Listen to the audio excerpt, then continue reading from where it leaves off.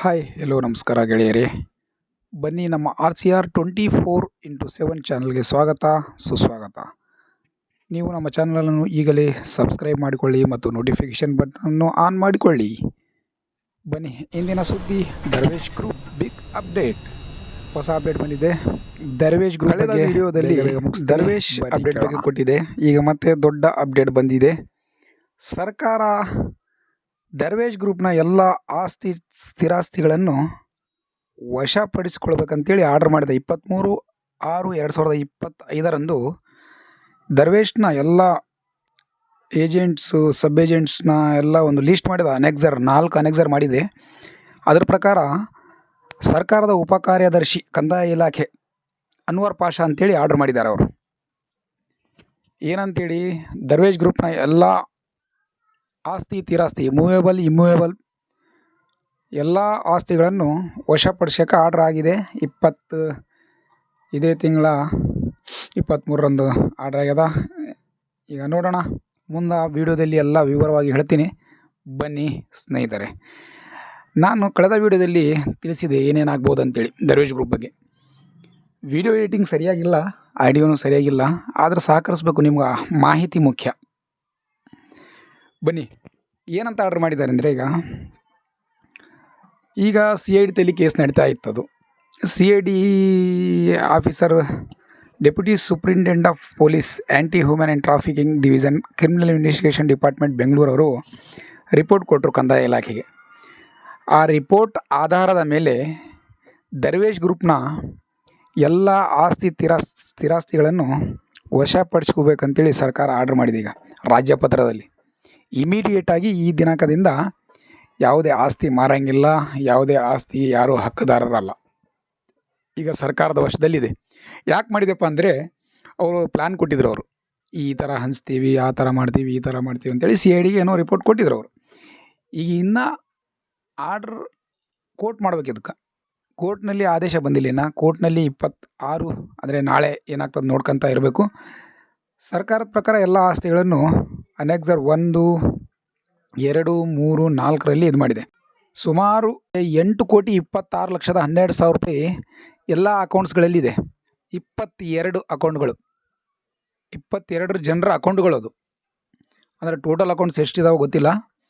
22 ಜನರ ಅಕೌಂಟ್ನಲ್ಲಿ 8,26,12,000 ರೂಪಾಯಿ ಇದೆ. ಅದು ಸರ್ಕಾರ ಜಪ್ತಿ ಮಾಡ್ಕೊತ ಇದೆ. ಮತ್ತು ವಾಹನಗಳು, ಗಾಡಿಗಳು ಸರ್ಕಾರ ವಶ ಮಾಡ್ಕೊತ ಇದೆ. ಜಮೀನು, ಪ್ಲಾಟ್ಸ್, ಕೃಷಿ ಮತ್ತು ಕೃಷಿಯೇತರ ಜಮೀನುಗಳನ್ನು ಡೀಟೇಲ್ ಆಗಿ ಕೊಟ್ಟಿದ್ದಾರೆ. ಯಾರ್ಯಾರ ಹೆಸರಿಗೆ ಎಷ್ಟೆಷ್ಟು ಎಕರೆ ಇದೆ ಅದು ಸರ್ಕಾರ ತೊಗೋಬೇಕಂತೇಳಿ. ಅವ್ರು ಖರೀದಿದಾರ ಏನೇನಿತ್ತು ಅದನ್ನು ಡೀಟೇಲ್, ಅವ್ರು ಖರೀದಿ ಮಾಡುವಾಗ ಏನೇನಿದೆ ಅಂತೇಳಿ. ಈಗಾಗಲೇ CID ರಿಪೋರ್ಟ್ ಮುಟ್ಟಿದ ಮೇಲೆ ಸರ್ಕಾರಕ್ಕೆ ಇವರೆಲ್ಲ ಆಸ್ತಿ, ನಾನು ಹೇಳಿದ್ನಲ್ಲ ಕೊನೆ ವಿಡಿಯೋದಲ್ಲಿ ಹೇಳಿದ್ದೆ, ಏನಪ್ಪ ಅಂದರೆ ಸುಮಾರು ಒಂದು 90 ಕೋಟಿ ಅವರಲ್ಲಿ ಇರ್ಬೋದು ಅಂತ ಹೇಳಿದರು. ಅದರ ಪ್ರಕಾರ ನಾನು ಒಂದು ರಿಪೋರ್ಟ್ ಮಾಡಿದ್ದೆ ನಿಮ್ಗೆ. 90 ಕೋಟಿ ಇರ್ಬೋದು, 130 ಕೋಟಿ ಹಂಚಬೇಕಂತ ಹೇಳ್ತಾ ಇದ್ದಾರೆ ಅಂಥೇಳಿ.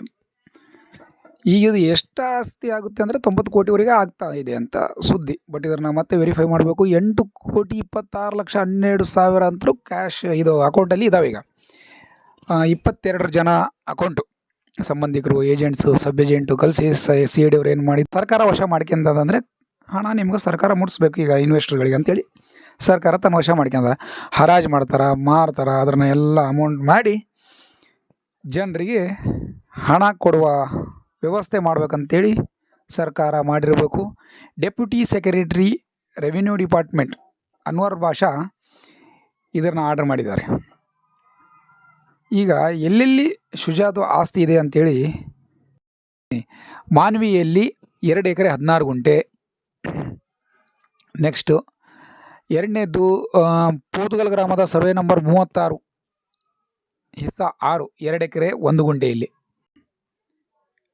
ಮೂರನೇದ್ದು ಮತ್ತು ಅದೇ ಪೋತುಗಲಲ್ಲಿ 8 ಗುಂಟೆ ಅದ.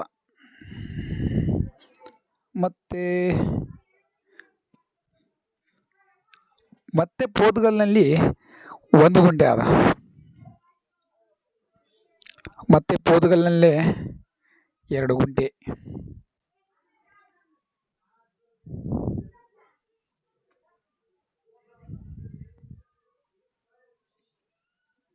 ರಾಯಚೂರು ನಗರದ ಚಂದ್ರಮಂಡ ರಸ್ತೆಯ ಅಲಿ ಕಾಲೋನಿಯಲ್ಲಿ 12 by 18 ಮೀಟರ್ ಅಳತೆಯ ಮನೆ. ಇದು ಮನೆ ಇದೆ. ಇದು ರಾಯಚೂರು ನಗರದ ಚಂದ್ರಮಂಡ ರಸ್ತೆಯ Ali colony, 12 metre by 18 metre, 40-60 feet ಇದು. ಮತ್ತು ಮನೆನೇ ರಾಯಚೂರು ನಗರದ ಸಂಗನಾಯಕ ಕಾಲೋನಿಯಲ್ಲಿ ಮನೆ. ಇದು 30-40 ಮನೆ. ಇದು ಒಂದು ಪ್ಲಾಟ್ ಇದೆ. ರಾಯಚೂರು ನಗರದ ಗೋವಿಂದಘರ ಬಡಾವಣೆಯಲ್ಲಿ 30 by 60 ಪ್ಲಾಟ್ ಒಂದು ಪ್ಲಾಟ್ ಇದೆ. ಮತ್ತು ಕಟ್ಲಟೂರು ಗ್ರಾಮದ KS ಬಡಾವಣೆಯಲ್ಲಿ 12 by 15 ಮೀಟರ್ ಇದು. ನೆಕ್ಸ್ಟ್ ಮತ್ತೆ ಮನೆ ಗೋವಿಂದಘರ ಬಡಾವಣೆಯಲ್ಲಿ ಒಂದು 30-40 ಮನೆ ಇದೆ. ಮತ್ತು ಪ್ಲಾಟ್ ಇದು ರಾಯಚೂರು ನಗರ ಉತ್ಕೂರು ಬಾಲಮ್ಮ ಎಂಕಣ್ಣ ಕಾಲೋನಿಯಲ್ಲಿ ಮನೆ ಇದೆ. ಅದು ಏನು ಸೈಜ್ ಮನೆ ಅಂದರೆ, ಇದು ಮನೆ ಅಲ್ಲ, ನಿವೇಶನ. ಇದು 6 by 9 ಮೀಟ್ರು. ಇನ್ನೂ ಒಂದು 30-40 ಮನೆ, ಎರಡು ಇಲ್ಲಿದ್ದಾವೆ. ನೆಕ್ಸ್ಟ್ ರಾಯಚೂರು ನಗರದ ಖಂಡೇವಾಲ ಬಡಾವಣೆಯಲ್ಲಿ 9 by 12 30-40 ಅಳತೆಯ 2 ನಿವೇಶನ ಇದ್ದಾವೆ, 2 ಪ್ಲಾಟ್ ಇಲ್ಲಿ. ನೆಕ್ಸ್ಟ್ ಜಮೀನು ಇದೆ. ಕಲ್ಲೂರು ಗ್ರಾಮದ ಸರ್ವೆ ನಂಬರ್ 914ರಲ್ಲಿ 20 ಎಕರೆ 24 ಗುಂಟೆ 20.5 ಎಕರೆ ಐತೆ ಅಲ್ಲಿ. ಒಂದು ವೇಳೆ ಅದು ಮೇನ್ ರೋಡಿಗೆ ಇದ್ದರೆ ಭಾಳ ವ್ಯಾಲ್ಯೂ ಇದೆ. ಅದು ಎಲ್ಲಿದೆ ನೋಡೋಣ ಆಮೇಲೆ. ಆತ ಖರೀದಿ ಮಾಡಿದ್ದೆ 1,06,00,000 ಐತಿ. ಇದು ಅದರ 10 ಪಟ್ಟು ಇರ್ಬೋದು ಅಲ್ಲಿ ಬಹುಶಃ. ನೆಕ್ಸ್ಟ್ ಜಮೀನಿದೆ ಅದೇ ಕಲ್ಲೂರಲ್ಲಿ 18 ಎಕರೆ ಇದೆ. 18 ಎಕರೆ 29 ಗುಂಟೆ. ನೆಕ್ಸ್ಟ್ ಮತ್ತೆ ಕಲ್ಲೂರಲ್ಲೇ ಇದೆ 2 ಎಕರೆ. ಮತ್ತು ಕಲ್ಲೂರಲ್ಲಿ 3 ಎಕರೆ. ಮತ್ತು ಕಲ್ಲೂರಲ್ಲಿ 1 ಎಕರೆ.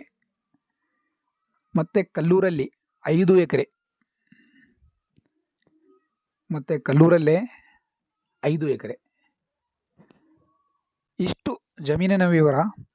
ಅನೆಕ್ಸರ್ 2ನಲ್ಲಿ ಎಲ್ಲ ಅಕೌಂಟ್ಸ್ ಡೀಟೇಲ್ಸ್ ಮತ್ತು ಅಮೌಂಟ್ ಅಂತೂ ಹೇಳಿದ್ದಾಗಿದೆ. ಈಗ ಅನೆಕ್ಸರ್ 3ರಲ್ಲಿ ಒಟ್ಟು 10 ಗಾಡಿಗಳಿದ್ದಾವೆ. Mahindra Scorpio, Kia Sonet, Kia Seltos, Hyundai Creta, Kia Seltos, Mahindra XUV 700, Nissan Magnite, Toyota Innova, Kia Seltos, Hyundai i20. ಇಷ್ಟು ಗಾಡಿ ಇದಾವೆ. ಇದ್ರಾಗ 3 ಗಾಡಿಗೆ ವ್ಯಾಲ್ಯೂ ಕೊಟ್ಟಿದ್ದಾರೆ. ಒಂದು 22,22,000 ಇದೆ, ಒಂದು 12,77,000 ಇದೆ, ಇನ್ನೊಂದು 3,57,000. ಉಳಿದಿದ್ದ ಗಾಡಿಗಳದ್ದು ವ್ಯಾಲ್ಯೂ ಕೊಟ್ಟಿಲ್ಲ ಇಲ್ಲಿ. Market value will be RTO ಹೇಳಿದ ಮೇಲೆ ವ್ಯಾಲ್ಯೂಯೇಷನ್ ಮಾಡ್ತಾರಂತೆ ಅವರು. ನೆಕ್ಸ್ಟ್ ಈಗ ಅನೆಕ್ಸರ್ 4ರಲ್ಲಿ ಏನಿದೆ ಅಂದರೆ ಒಂದು ರೋಲೆಕ್ಸ್ ವಾಚ್ ಇದೆ. ಎಲ್ಲ ಜಪ್ತಿ ಮಾಡ್ತಾ ಇದ್ದಾರೆ. ಎಲ್ಲ ಸರ್ಕಾರ ತನ್ನ ವಶಕ್ಕೆ ತೊಗೊತದ. ಅದಾದ ಮೇಲೆ ಸರ್ಕಾರಕ್ಕೆ ಈಗ ಕೋರ್ಟ್ ಯಾವ ರೀತಿ ಆದೇಶ ನೀಡ್ತದ ನಾಳೆ ನೋಡೋಣ. 26/6/2025 ಹಿಯರಿಂಗ್ ಇದೆ ಅಂತ ಹೇಳ್ತಾಯಿದ್ರು. ಸರ್ಕಾರ ಮಾತ್ರ ಜನರಿಗೆ ಹಣ ಮುಟ್ಟಿಸುವ ನಿಟ್ಟಿನಲ್ಲಿ ಪ್ರಯತ್ನ ಮಾಡ್ತಾ ಇದೆ. ಅದಕ್ಕೋಸ್ಕರ ಸಡನ್ನಾಗಿ ಈಗ CID ರಿಪೋರ್ಟ್ ಆಧಾರದ ಮೇಲೆ ಎಲ್ಲ ಆಸ್ತಿಯನ್ನು ವಶಪಡಿಸ್ಕೊಂಡಿದೆ. ಅದು ಏಜೆಂಟ್ ಇರಲಿ, ಏಜೆಂಟ್ ಸಂಬಂಧಿಕರು ಇರಲಿ, ಸಬ್ ಏಜೆಂಟ್ ಇರಲಿ, ಅದು ಯಾರೇ ಹೆಸರಿರಲಿ, CIDಯಲ್ಲಿ ಏನೇನು ಡೀಟೇಲ್ಸ್ ಸಿಕ್ಕವೋ ಅದ್ರ ಪ್ರಕಾರ ಅವರು ವಶಪಡಿಸ್ಕೊಂಡ್ರೆ ಸರ್ಕಾರ ಈಗ ಕಂಪ್ಲೀಟಾಗಿ ತನ್ನ ವಶಕ್ಕೆ ತೊಗೊಂಡಿದ್ದಾಗಿದೆ. ನೋಡೋಣ ಜನರಿಗೆ ದುಡ್ಡು ಬರ್ತಾವ ಇಲ್ಲ ಅಂತ ಕಾದು ನೋಡೋಣ.